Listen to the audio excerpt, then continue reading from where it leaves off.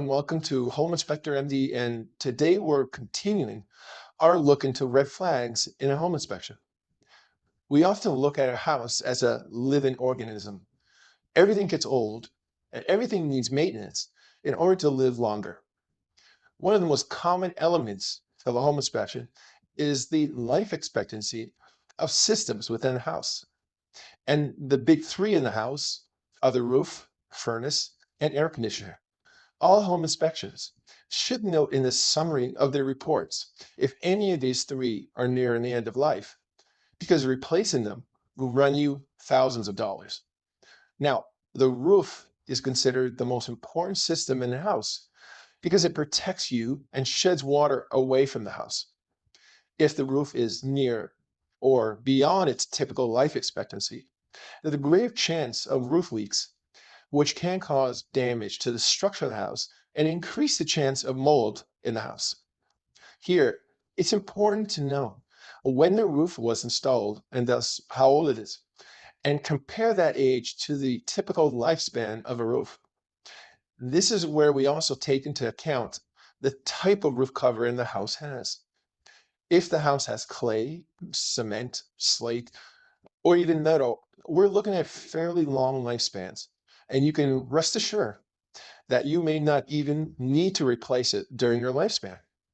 For clay, you're looking at a staggering life of about 350 years or more. Slate is almost as good as it can go 50 to 250 years. Cement is good for 50 years or more, and metal is good for 25 to 50 years or more. So the main focus of these roof materials is good maintenance. Now, for my area of the country, the Greater Toronto area, these types of materials are most often found in more expensive homes. So the majority of the homes here rely on the tried and true roof covering of asphalt shingles. And pointing out their age is important.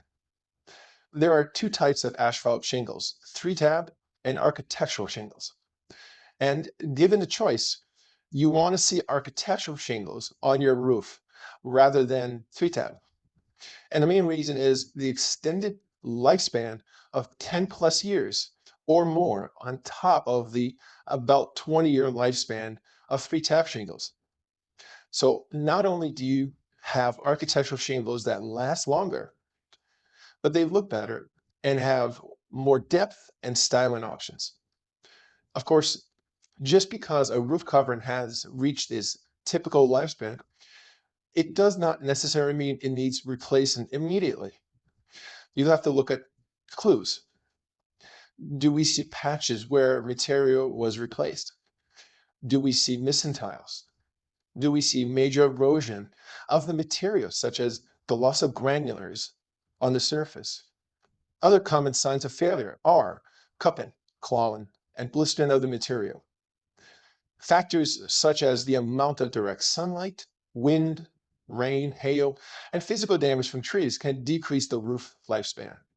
With an older roof, we would also need to note the condition of the flashing used, as it could be a major source of leaks.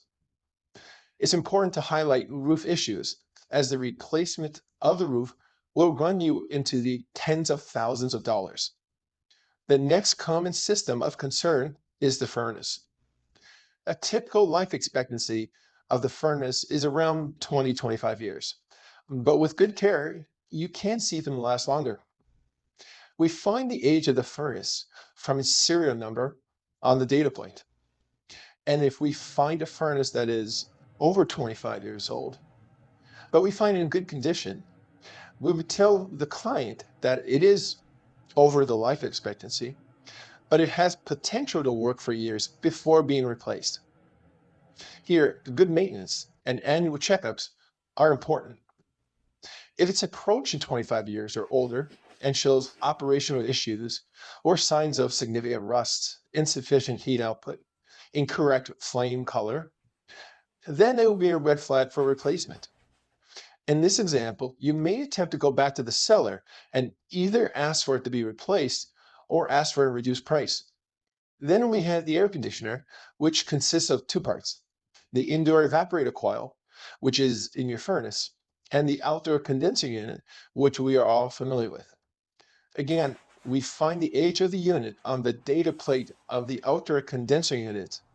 Here, we are looking at around 15 to 20 years as the average life expectancy. Just like the furnace, we would note to the client if it is at or beyond the typical life expectancy of the unit. But they typically can last longer, as seen here with this 32-year-old unit. So we would advise budgeting for a future replacement, just in case. For the air conditioner, failure of the compressor or the fan is typical. Other than no cooling, excess noise or vibration are clues to failure of either the compressor or the fan. For an AC, once you get beyond those 20 years, you're better off replacing the entire unit than replacing parts. Of note, there is also the water heater, but it's much less expensive to replace, and many people rent this from the utility company anyway. The water heater now has a life expectancy of about 15 to 20 years. So these are our three systems that can result in a red flag during an inspection if they are too old.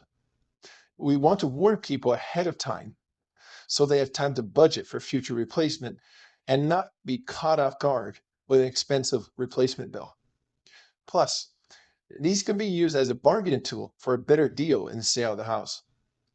And also, you may be better off replacing both the furnace and AC at the same time if both are near their end of life expectancy. This would save you money in the long run. From Home Inspector M.D, this is Bill saying thanks for watching our short video on the life expectancy red flags of systems in your house. If you find the information here useful, please subscribe and give us a thumbs up and think about us in your next home inspection. And want more videos such as this one? Check these out.